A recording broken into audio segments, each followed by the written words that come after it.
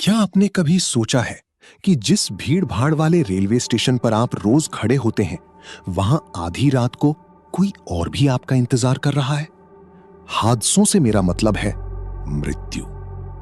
विज्ञान कहता है कि हर चीज की एक व्याख्या होती है, लेकिन क्या हो अगर आपकी सुबह 9 से 5 वाली जिंदगी के पीछे कोई ऐसी शक्ति हो जो सिर्फ आपके मन को नियंत्रित करने का इंतजार कर रही हो? आज मैं डर के उन रहस्यों का खुलासा कर रहा हूं जो स्थानीय रेलवे स्टेशनों को वैश्विक ब्रांड्स से जोड़ते हैं। हम सभी एक बुलबुले के भीतर जी रहे हैं। हम वही देखते हैं जो हमें दिखाया जाता है।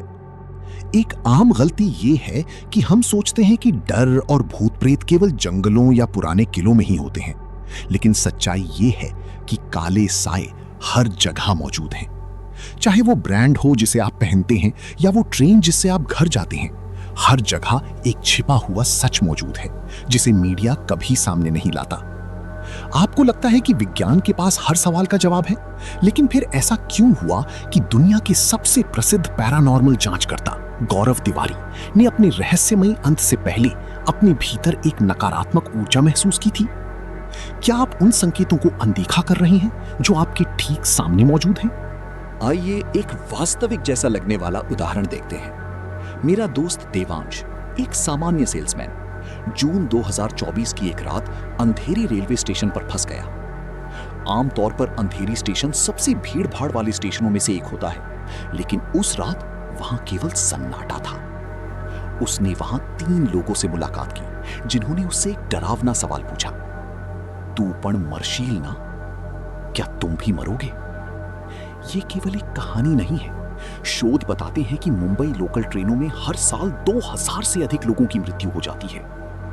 पौराणिक कथाएं कहती हैं कि जो लोग असामान्य या अकाल मृत्यु को प्राप्त होते हैं, वे प्रेत आत्माएं बन जाते हैं और उसी स्थान पर भटकते हैं जहां उन्होंने अपनी जान गंवाई होती है। सच्चाई ये है कि ऐसे व्यस्त स्थान सबसे अधिक रहस्यमयी माने जाते हैं, क्योंकि भीड़ और रात 3 बजे के सन्नाटे के बीच का अंतर ही वो जगह होती है जहां ऐसी शक्तियां छिप जाती हैं। ये केवल एक स्टेशन की बात नहीं है। चेन्नई की F2 बिल्डिंग हो या NH44 हाईवे, ऐसी कई जगहें हैं। लोग बताते हैं कि वहां उनके मोबाइल फोन की स्क्रीन अपने आप झिलमिलाने लगती है, मानो किसी अत्यधिक नकारात्मक ऊर्जा का प्रभाव हो।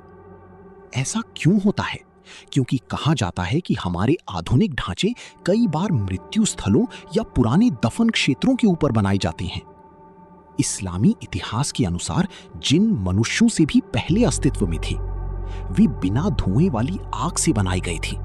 उनमें मारिद और घूल जैसे प्रकार होते हैं जो विशेष रूप से उन यात्रियों को निशाना बनाते हैं जो मानसिक रूप से कमजोर या असावधान होते हैं। यात्रियों की सबसे बड़ी गलती ये होती है कि वे किसी सड़क पर मिली व्यक्ति को केवल एक इंसान समझ लेते हैं, जबकि घूल जैसे जिन अपना रूप बदलकर जानवर या इंसान का रूप धारण कर सकते हैं और लोगों को भ्रमित कर सकते हैं। तर्क कहता है कि इसे नजरअंदाज कर दो, लेकिन अगर आपको अपनी गाड़ी में अचानक ठंडी हवा का झोंका महसूस हो तो समझ लीजिए कि आपका मन ही आपका एकमात्र रक्षक है। ध्यान केंद्रित रखें, क्योंकि ये शक्तियां केवल आपके डर के इंतजार में रहती हैं। लेकिन डर केवल अंधेरे में ही नहीं होता, ये चमक दमक के पीछे भी छिपा हो सकता है। हाल ही में योयो हनी सिंह ने कुछ ब्रांड्स को लेकर सवाल उठाए, लेकिन इस कहानी का एक और भी गहरा और परेशान करने वाला पहलू बताया जाता है। जब लोग कुछ ब्रांड्स के प्रतीकों और डिजाइनों को विश्लेषित करने की कोशिश करते हैं, तो कुछ लोग उन्हें पुरानी पौराणिक कथाओं और रहस्यमयी प्रतीकों से जोड़ते हैं। 2022 के एक फैशन कैंपेन में बच्चों और प्रतीकात्मक वस्तुओं के उपयोग को लेकर भी लोगों ने अलग अलग तरह की व्याख्याएं की। ये एक पैटर्न के रूप में बताया जाता है, जहां लोग मानते हैं कि बड़े वैश्विक सिस्टम और ताकतें प्रतीकों के माध्यम से संदेश देती हैं, जबकि आम लोग उन्हें केवल कला या फैशन समझते हैं।